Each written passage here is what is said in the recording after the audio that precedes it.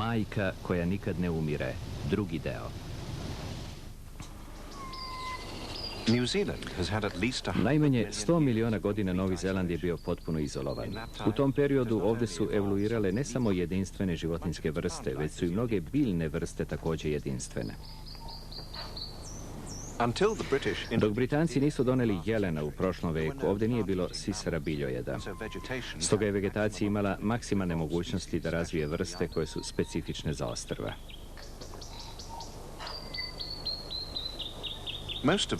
Najveći deo Novog Zelanda nekad je bio prekriven gustim šumama. Davno pre no što su Maori počeli da spaljuju pošumljene terene, mnoge šume imale su za sobom dugu istoriju uništenja i ponovnog obnavljanja. Uzrok ovome često su bila vulkanska dejstva. Jedna od oblasti koja je tome bila najviše izložena bila je Rotorua. Rotorua leži u ogromnoj vulkanskoj udolini. Oblikovana je, a zatim menjana čestim snažnim erupcijama vulkana. Posljednja je bila pre samo nešto više od 100 godina kada je planina Taravera zbacila svoj vrh. Erupcija je započela kratko pre ponoći 10. juna 1886. Do 6 sati ujutru sve je bilo gotovo. U tih 6 časova ogromna površina oko Taravere bila je uništena. 150 ljudi je stradalo, 3 sela bila su zatrpana. Kamera je tada još bila u povoju. I pored toga, zapanjujuća serija fotografija snimljena je neposredno posle ovog događaja. Ove rane fotografije pokazuju kako su ogromne površine šuma bile uništavane, a drveće i žbunje ugušeno vulkanskim pepelom. Žestoki vetrovi koji prate takve erupcije kidali su drveće u komade. U prekrasnim jezerima Rotorua sav život je uništen.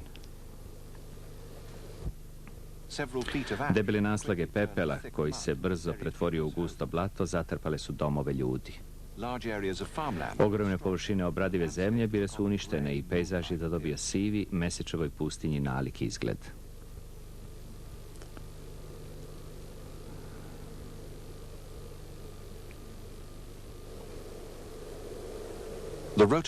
Hotel Roto Mahara nikad nije ni bio baš hotel s 4 zvezdice, sada je bio potpuna ruina.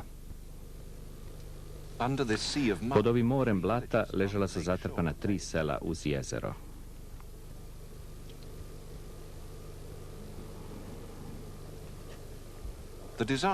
Katastrofa je potpuno promenila izgled predela. Uskoro su se u kraterima uzrokovanim erupcijom formirala nova jezera.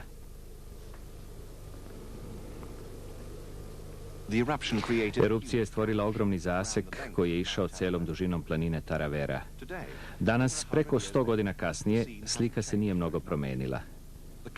Ponor, stvoren kada su 1000 tona kamena smrvljene u prah i izbačene u atmosferu, još uvek leži go i beživotan.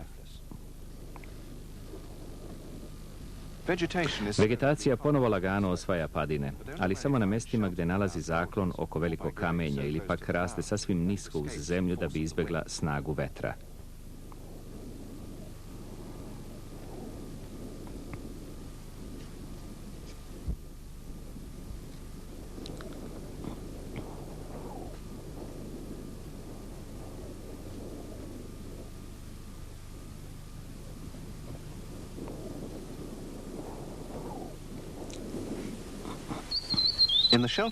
U zaklonjenim nižim predelima šume su se oporavile, kao što su se bez sumnje oporavljale mnogo puta ranije, ali sada im preti nova opasnost.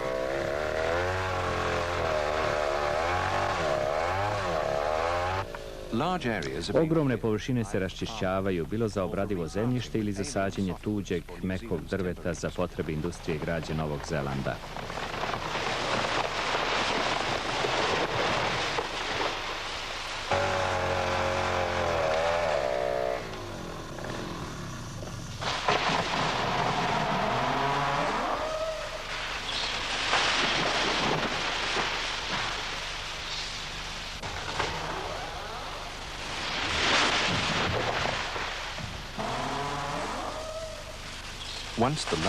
Kada se veliko domaće drveće obori i ukloni, žbunje se brzo i efikasno uništava napalmom.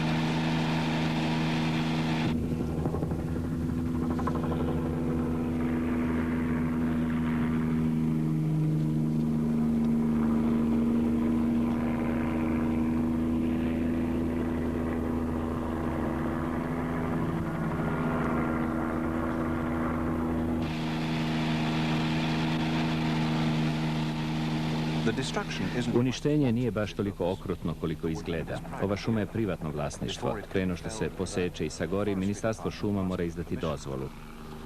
Ukoliko ima retke divljači koja može biti ugrožena, ona se prethodno mora uhvatiti i preseliti u bezbedne oblasti domaćih šuma. Ovo se posebno odnosi na ptice koje ne lete.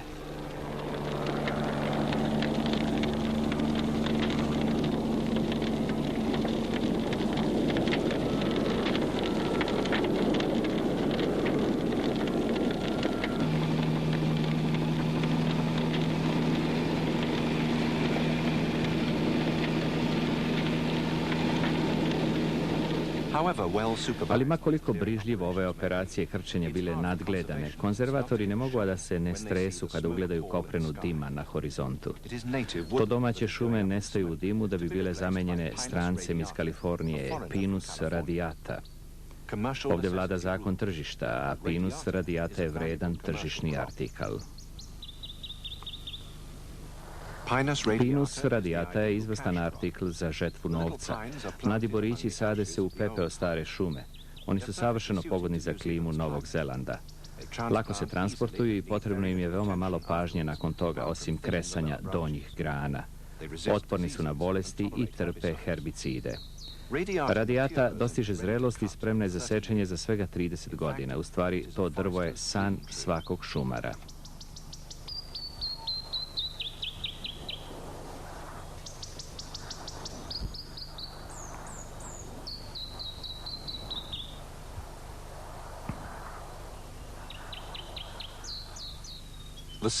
Crveno smeđe mrlje u udaljenoj šumi su nasadi ariša. Ariš je manje važan kao komercijalna građa, ali se gaji na mnogim padinama oko Rotorua. Ariš je lišćarski četinar. Njegovo zlatno jesenje lišće dodaje retku boju ovom pejzažu. Većina novozelandskog drveća je zimzelena. Plantaže četinara uglavnom su bezbojno jednolične i u njihovoj sumornoj senci malo šta može da živi. Na sreću, radijata je izuzetak. Ovaj bor raste visoki prav sa malo donjih grana. Sunčeva svetlost prodire do tla, pa domaće grmlje brzo nikne pod drvećem. Papratovo drvo raste u mnogim krajevima po čitavom svetu, ali se u posebnom izobilju nalazi na Novom Zelandu. Ostalo je nepromenjeno još iz vremena dinosaurusa. Njegovo dugo vlaknasto stablo sastoji se od osnovica starog lišća i može dostići visinu od 1,5 metra ili nešto više. Drvo ove veličine mora biti najmanje 60 godina staro.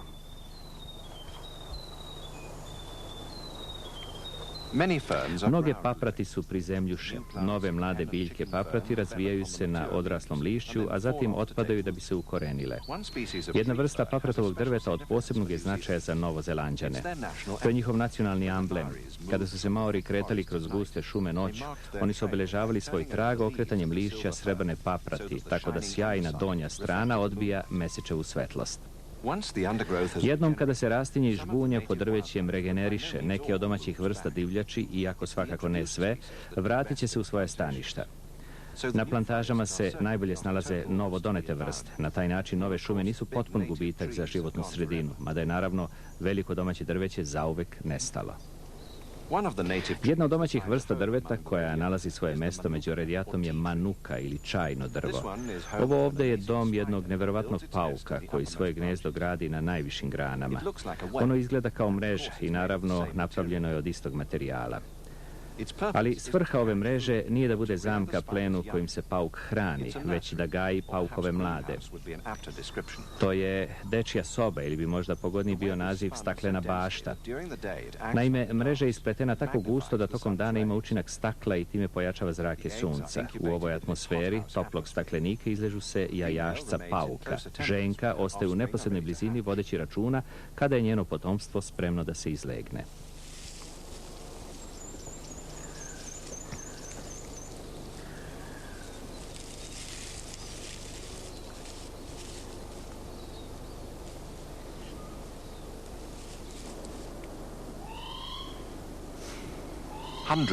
Stotine sićušnih paukova, svaki manji od glave čiode, guraju se unutar zaštitne čaure.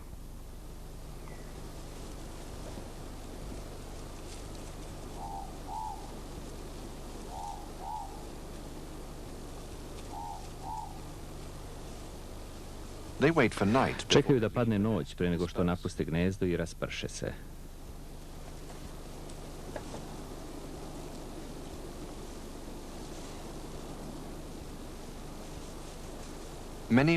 Mnogi će postati plen ptica, guštera, insekata i drugih paukova, ali hiperprodukcija u mreži staklenika osigurava dovoljan broj preživelih.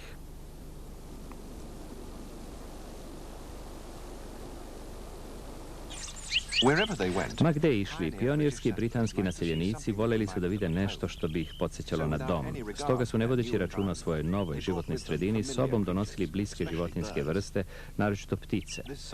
Ovaj drozd pevač potomak je ptica koje je na jednom jedrenjaku donelo 1870. godine društvo za prilagođavanje. Mnoge uvezene ptice stradale su tokom putovanja ili nakon dolaska, ali drozd pevač uspeo je da opstane, a zaklon nasada plantaža borova radijate savršeno mu odgovara za gnezđenje.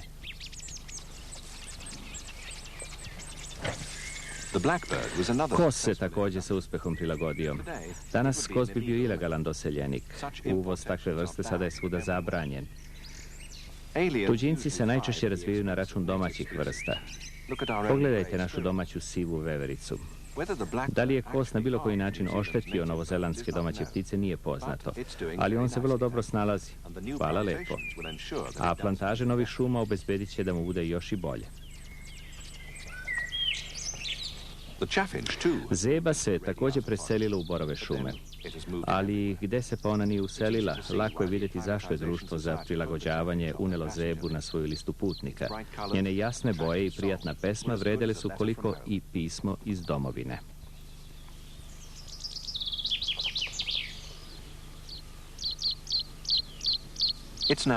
To je sada najčešća vrsta zebe na Novom Zelandu, pa je stoga teško verovati da nije zauzela neku od ekoloških niša koju su ranije zauzimale domaće zebe.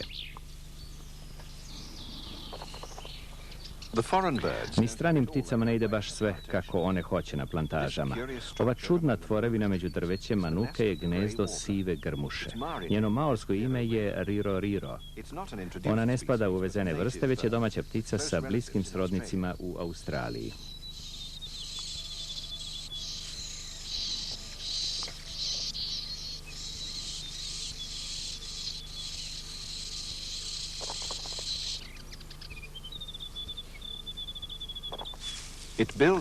Svoje kruškasto gnezdo gradi uglavnom od mahovine.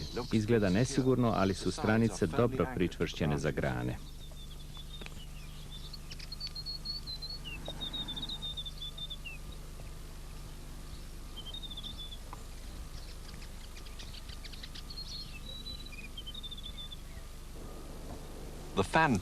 Lepezorepka, još jedna domaća vrsta, gnezdi se u blizini. To je nemirna ptica, dobro znana svim Novozelanđanima.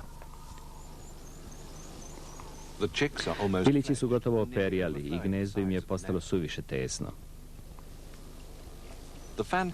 Neumorna lepezorepka kao da nikad nestaje dok traga za insektima. Gnezdo je napravljeno od suve trave i lišća i opleteno oko grančice. U njemu ima i drugih stanovnika. Ono vrvi od sićušnih parazita.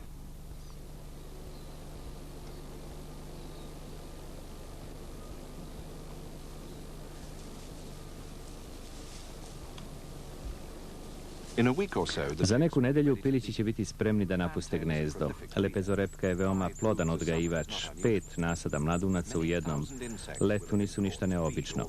Na hiljade insekata stradalo je da bi se ovi mladunci odhranili. Ali tek gusta domorodačka šuma i šikara pruža utočište najvećem broju jedinstvene novozelandske divljači, a to je stanište koje sve više iščezava. Ovdje drveće stoji ovenčano epifitama, biljkama koje rastu na drugim biljkama, iako nisu paraziti, hrane se sopstvenom fotosintezom, a vlagu uzimaju iz vazduha. Bromelijadama i papratima, baš onako kako su ih Maori prvi put ugledali kada su se iskrcali na ovo tlo. Na nešto otvorenijim prostorima zeleni gekon lovi insekte među papratima. Gekoni su normalno noćni gušteri, ali ovi ovdje su dnevni lovci. Domaći gekoni su jedinstveni još po nečemu. Oni su jedini gekoni na svetu koji rađaju žive mlade. Kamuflaža blisko srodnog šumskog gekona otkriva nam gde on provodi najveći deo vremena, na stablima i granama drveća.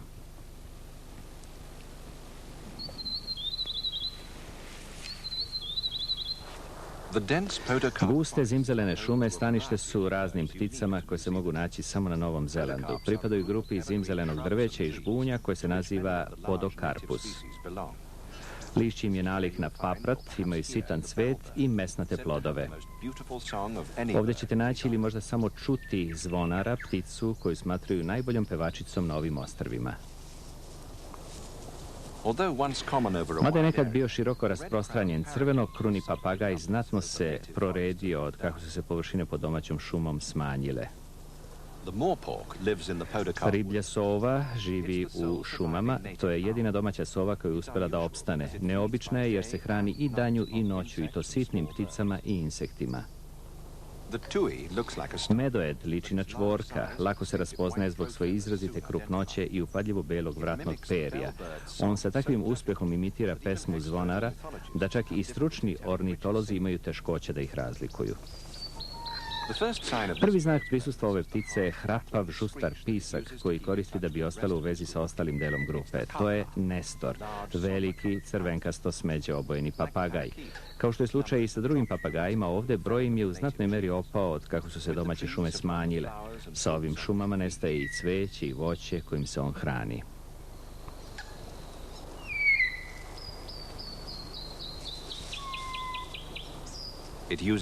Svoj kljun opasnog izgleda koristi za guljenje kore sa drveta u potrazi za larvama i insektima.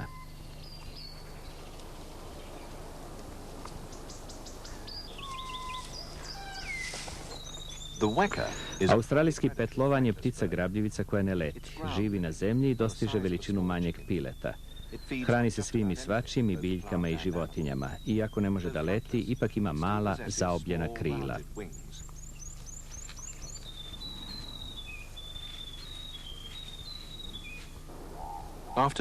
Nakon miliona godina od kako je prestala da leti, jedna grupa ptica izgubila je skoro sve tragove krila.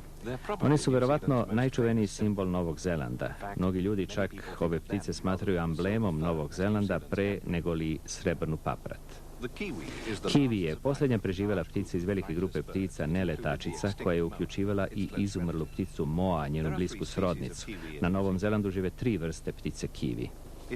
To je jedina ptica na svetu koja hranu nalazi njuhom, ispitujući zemlju svojim dugim kljunom u potrazi za kišnim glistama.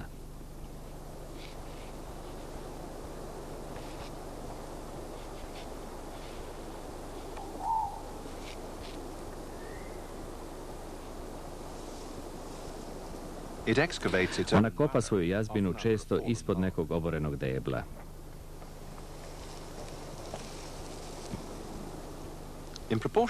U srazmeri sa sopstvenom veličinom, ona leže najveća jaja na svetu. Jaje ima težinu 1/4 telesne težine ženke.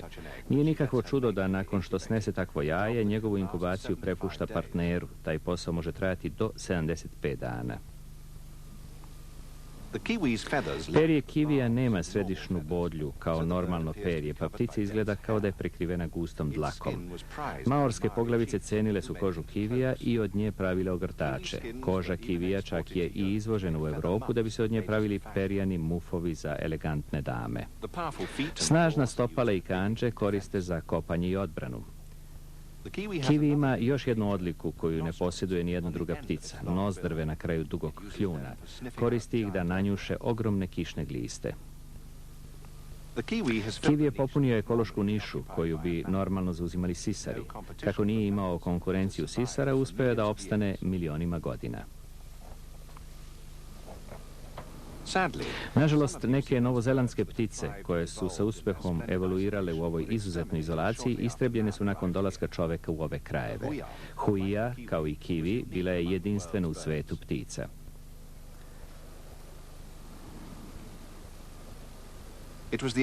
To je bila jedina vrsta kod koje su mužjak i ženka imali potpuno različito oblikovane kljunove. Kljun ženke je bio dug i zakrivljen da bi njime mogla da iščeprka larve i insekte sa drveća. Kljun mužjaka bio je kraći i deblji i služio za cepanje kore i trulog drveta. Oni su bili tim i viđeni su kako se hrane samo u parovima. Krajem veka tadašnji vojvoda od Yorka dobio je na poklon repno pero huije, koje je zadeno za šešir. Taj jednostavan čin, kako mnogi ljudi veruju, doveo je do istrebljenja ove ptice. Potražnja za perijem huje pokazala se kao prevelika. Posljednja huja viđena je živa 28. decembra 1907. godine. Još jedna jedinstvena novozelandska ptica, kokako, bliski srodni huje, polako nestaje iz drugog, ali u naše vreme češćeg razloga, uništenje prirodnog staništa. Ovi maleni ostaci novozelandske šume, rascepkani obradivim zemljištem, pojedinačno su dovoljno veliki da hrane samo 1 do 2 para ovih ptica. Kada se ove šume saseku, one obično nemaju gde da odu. A čak i kada bi imale, kokako je tako loš letač da obično nije u stanju da preleti potrebno rastojanje. Kokako je tajnovit i retko se da videti. Jedini znak njihovog prisustva često je njihova divna pesma.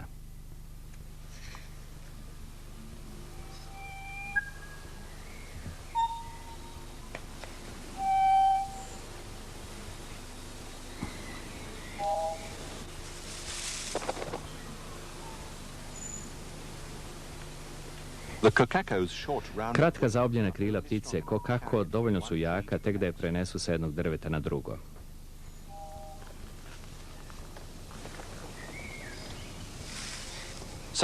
Ponekad se kreće kroz granje više nalik na vevericu, skakućući sa grančice na grančicu u potrazi za lišćem, bobicama i povremenim insektima.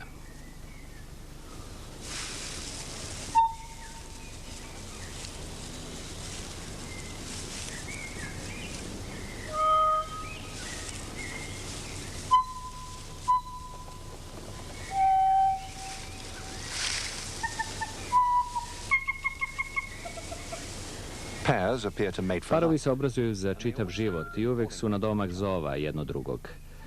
Šuma ovog para uskoro će biti iskrčena za obradivo zemljište. Da bi preživele, ptice se moraju preseliti. Kokako je obično aktivan samo u rano jutro, pa su čuvari odeljenja za očuvanje prirode postavili mreže kasno prethodnog popodneva.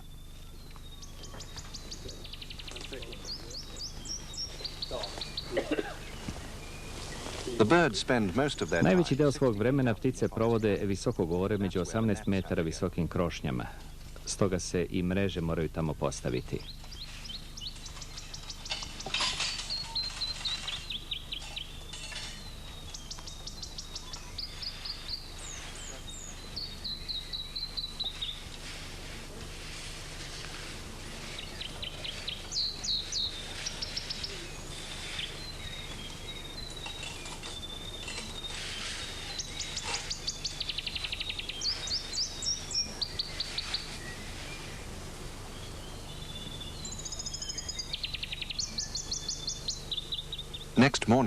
Sljedećeg jutra, kada sunce izađe, ptice počinju da se oglašavaju. Kokako je ptica koja veoma drži do teritorijalnog prava.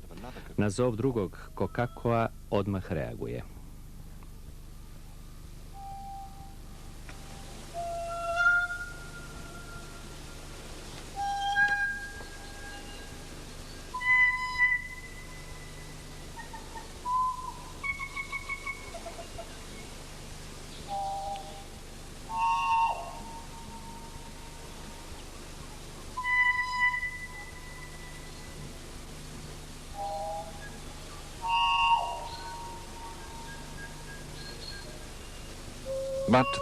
Ali ne zvanac je ovog puta samo kasetofon. Ova prevara učinjena je u nadi da će ovaj zov namamiti domaću pticu da uzleti i da će tako biti ulovljena u mrežu.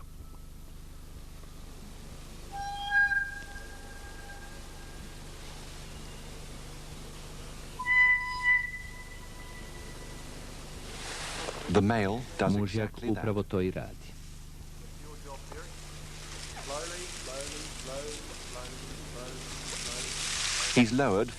Spuštaju ga 15 metara do zemlje da bi ga nepovređenog oslobodili iz poput paučine tanke mreže.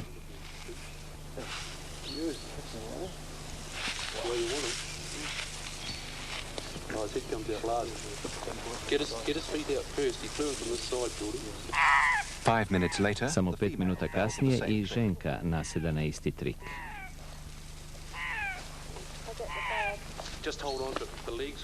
Jab into you, but you have to hold on to it like that, yeah. That's the one. Zarobljenici odlaze u vreću da bi bili mirni. Nakon hvatanja bit će premešteni u veće ograđeno zemljište. Tu će ostati oko 2 nedelje dok se potpuno ne smire pre no što ih prebaci u novo potpuno bezbedno okruženje.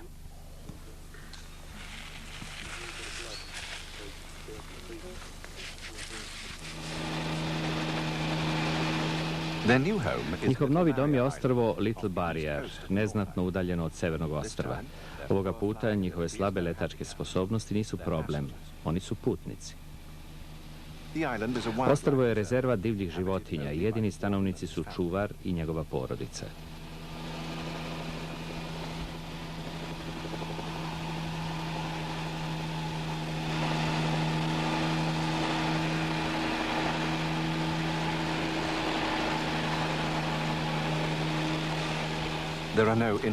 Na ostrvu nema uvezenih predatora, a nekoliko desetina divljih mačaka koje su nekad živele na Little Barrieru su sve istrebljene. Ostrvo Little Barrier prekriveno je gustim novozelandskim zimzelenim šumama. Ovde kokako i druge retke novozelandske vrste, čije je stanište šuma, imaju najveću moguću šansu da opstanu.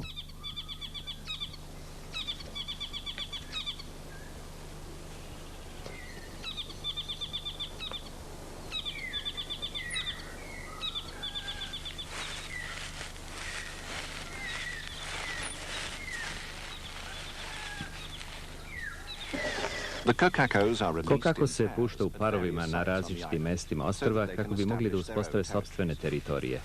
Ovaj sistem puštanja dobro funkcioniše. Populacija ptica broji preko 30 i ptice su počele da se razmnožavaju. Veličina Novog Zelanda otprilike se podudara sa veličinom Ujedinjene Kraljevine Britanije. Na neki način pritisci koji trpi njen životinjski svet veći su nego što je to slučaj u drugim zemljama. Jedinstvene šumske vrste posebno su ranjive. Sasvim je izvesno da je jedini način na koji one mogu da opstanu u okviru brižljivo kontrolisanih površina, kao što je ostrvo Little Barrier. Niko nije svesniji ovog problema od samih Novozelanđana. Oni su se dokazali kao pioniri u mnogim formama očuvanja svog životinjskog sveta i u tom pogledu njihove službe ne mogu se meriti ni sa jednom drugom na svetu, ali pritisci će nastaviti da se nagomilavaju. Od dolaska čoveka na scenu u nekoliko posljednjih stotina godina, životinjski svet i divljina Novog Zelanda suočili su se sa najvećom pretnjom u svojoj dugoj istoriji.